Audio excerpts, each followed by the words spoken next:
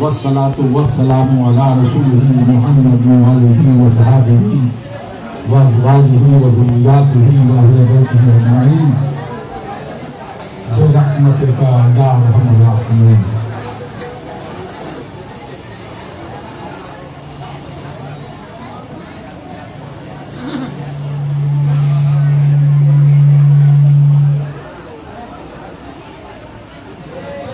یا صاحب البشر یا صاحب الجمال یا سید البشر من وجهك المنيب لقد نور القمر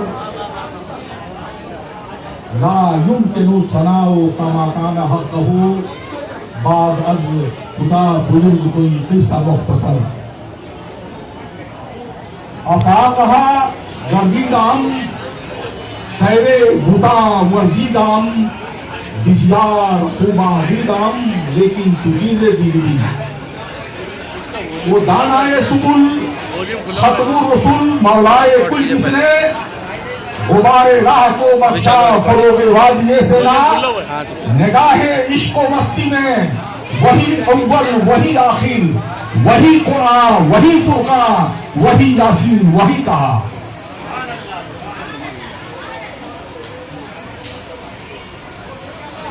نہ طاعت پر نہ تقوی پر نہ زہد و اتقا پر ہے. نہ طاعت پر نہ تقوی پر نہ زہد و اتقا پر ہے. ہمارا ناز جو کچھ ہے محمد مصطفیٰ پر ہے صلی اللہ تعالی علیہ وسلم. کی محمد سے وفا تو نے تو ہم تیرے ہیں.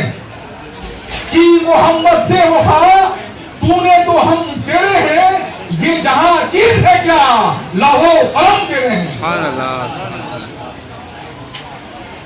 نور محمدی کو میرے سینے میں ڈال دو اور قیدی بنا کر مجھ کو مدینے میں ڈال دو. سبحان اللہ سبحان اللہ.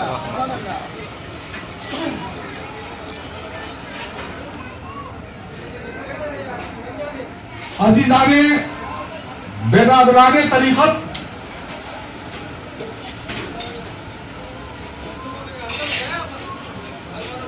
یہ مجلس خاص ہے، مجلس عام نہیں. بے شک بے شک. بزم خاص ہے، بزم عام نہیں. بے شک. یہ وہ مقام ہے، یہ وہ متبرک جگہ ہے، اور یہ وہ مقام قدس ہے جہاں پر بندوں کی تربیت ہوتی ہے، ان کی تعلیم ہوتی ہے، ان کی تربیت ہوتی ہے، ان کا مرفع نظر بدلا جاتا ہے اور ان کا پورا جزو و کل بدل کر ایک کامل مومن کے روپ میں، ایک کامل مسلمان کی شکل و صورت میں جو اللہ کے رسول کے نزدیک بھی مومن ہو اور عند اللہ بھی مومن ہو، قوم و ملت کے سامنے پیش کیا جاتا ہے. اور اس بارگاہ کے مقتدا اور پیشوا یہی پر جلوہ گر ہیں، یہی پر تشریف فرما ہے.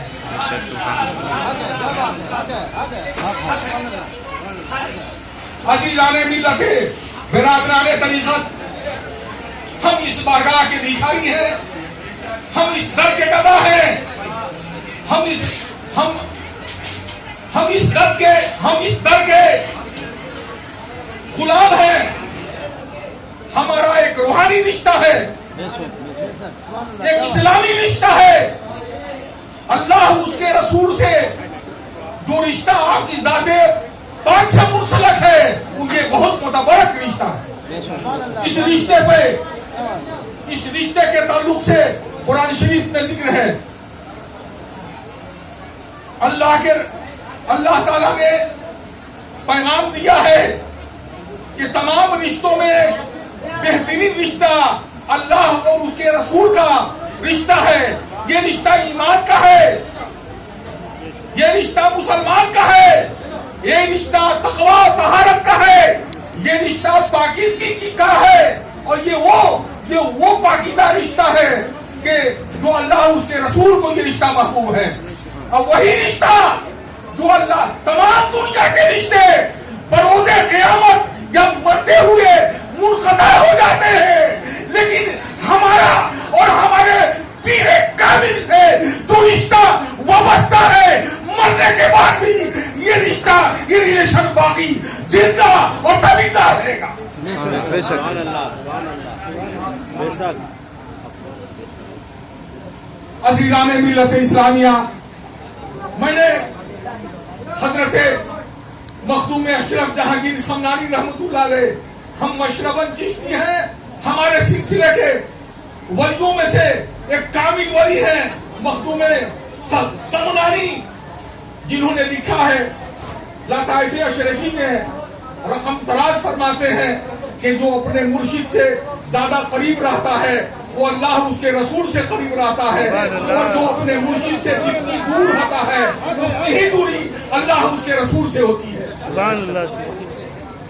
یہی یہ قرب، یہ محبت جو اپنے پیر سے بندہ استوار کرتا ہے اور قائم کرتا ہے، یہ رشتہ اللہ اس کے رسول تک جاتا ہے. اور جو اپنے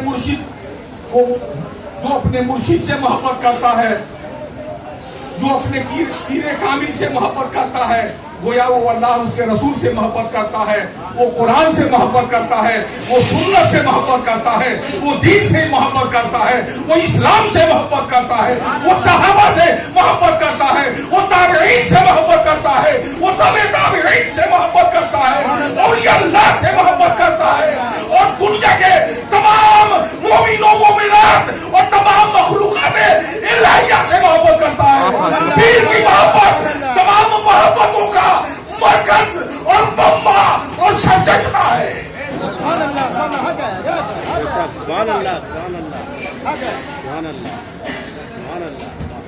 جو بندہ اپنے پیر سے دور ہوتا ہے وہ قارئ مذلت میں گر جاتا ہے، ایمان اس کا چھین لیا جاتا ہے، اعمال تباہ کر دیے جاتے ہیں، مطمع نظر بدل دیا جاتا ہے، اور وہ جہنم کی امیر کے کھڈے میں اور گڑھے میں گرا دیا جاتا ہے.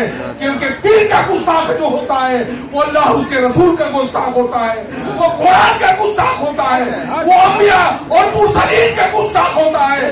پیر جس کو دھو کر مارتا ہے اس کو دنیا میں کوئی مقام، کوئی منزل اور کوئی جگہ نہیں ملتی.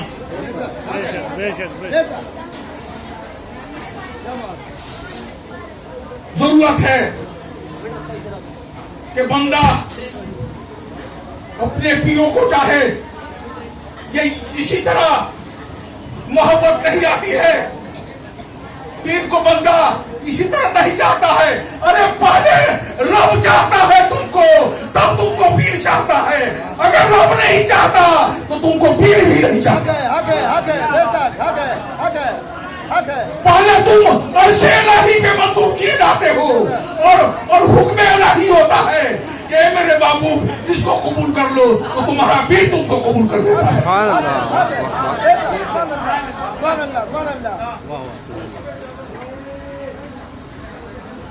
اور جب پیر اپنے مرید کو محبت کی نگاہ سے دیکھنے لگے، اپنے پاس بلانے لگے، اس سے گفتگو کرنے لگے، اس کی خدمت قبول کرنے لگے، اس سے تکلم تبسم فرمانے لگے، تو سمجھ جاؤ کہ سارے امیر اللہ کی طرف سے ہیں. ارے تمہارا پیر تم سے تکلم نہیں کرتا، تمہارا پیر تم سے تبسم نہیں فرماتا، تم کو پیر خدمت عنایت نہیں فرماتا، بلکہ یہ سب کے سب نعمت الہی ہے. ارے جاؤ اور جھوک کر قبول کر لو. عزیزان برادران طریقت، حضرت قزیب البان رحمت اللہ علیہ بغداد کے بہت بڑے ولیوں میں سے ولی ہیں، جن کا تذکرہ دنیا تصوف میں بڑے بڑے علماء تصوف نے کیا ہے. محبوب الہی حضرت سیدنا عبد القادر شاہ گیلانی بغدادی رضی اللہ تعالیٰ عنہ کی خدمت میں چند لوگوں کا کارواں و قافلہ آیا اور برگاہ غوث میں عرضگزار ہوا، یا محبوب سبحانی قزیب البان، دنیا میں اور بغداد میں ولی نام سے مشہور ہیں، لیکن ایک وقت کی نماز نہیں پڑھا کرتے. مسجد میں کبھی یہ حاضری نہیں لگاتے، یہ نہیں جاتے مسجد میں، جماعت میں ان کو کبھی نہیں دیکھا گیا.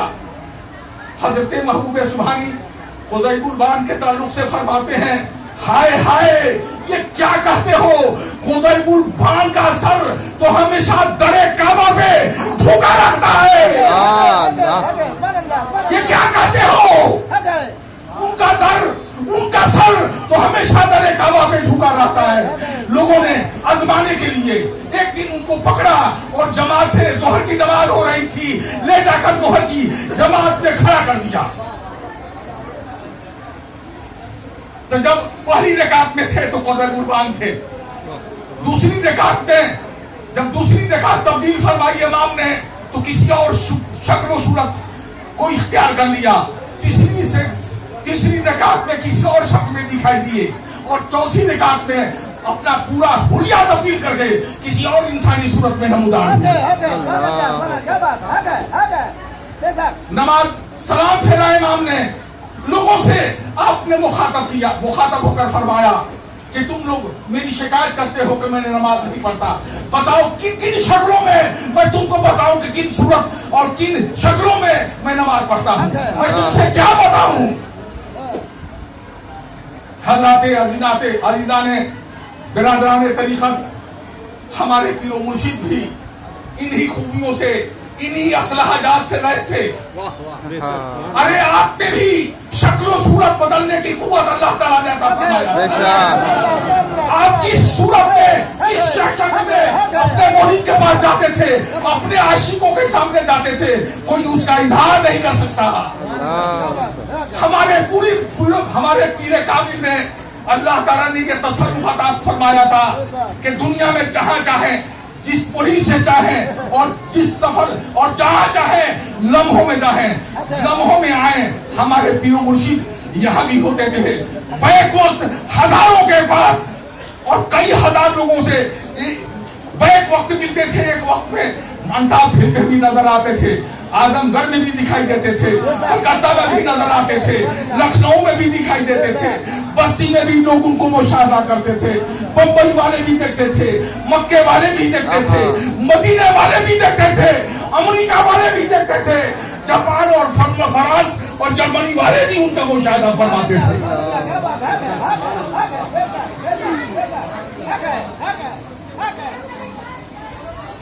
جب کوئی پیر اپنے مرید کو پسند کرتا ہے، اس کی صورت بھا جاتی ہے، پیر کو اس کی شباہت بھا جاتی ہے، اس کی پرسنالٹی، اس کی قد و قامت بھا جاتی ہے، تو پیر اس کو قبول کرتا ہے اور اٹھاتا ہے، بغداد میں پھینکتا ہے. اے میرے آقا، یہ میرا محبوب ہے. غوث پاک فرماتے ہیں جب تیرا محبوب ہے تو میرا بھی محبوب ہے. مدینے والے آقا فرماتے ہیں کہ میرا بھی محبوب ہے. اللہ فرماتا ہے جب میرے رسول نے محبوب کہا تو یہ میرا بھی محبوب ہے. تو ساری دنیا میں وہ اولی کا مقام اختیار کر لیتا ہے. جو پیر کی نظروں میں بھاگ گیا عرش معلیٰ تک پہنچ گیا، اور جو پیر کی نظروں سے گر گیا تحت ثری تک پہنچ گیا. السلام علیکم وما علینا الا البلاغ المبین. ماشاءاللہ سبحان اللہ. یہ تھے حضرت صوفی حکیم صاحب جن کی تقریر کا لب لعاب تھا کہ غیر ممکن ہے کہ جائیں چھت پہ زینہ چھوڑ کر، غیر ممکن ہے کہ جائیں چھت پہ زینہ چھوڑ کر، ارے ہرگز خدا ملتا نہیں پیارے مدینہ چھوڑ کر، ہرگز خدا ملتا نہیں پیارے مدینہ چھوڑ کر. اب آئیے اسی نشر کو ہم آگے کی طرف باضابطہ طور پر لے چلتے ہیں. مالی جناب محمد وارث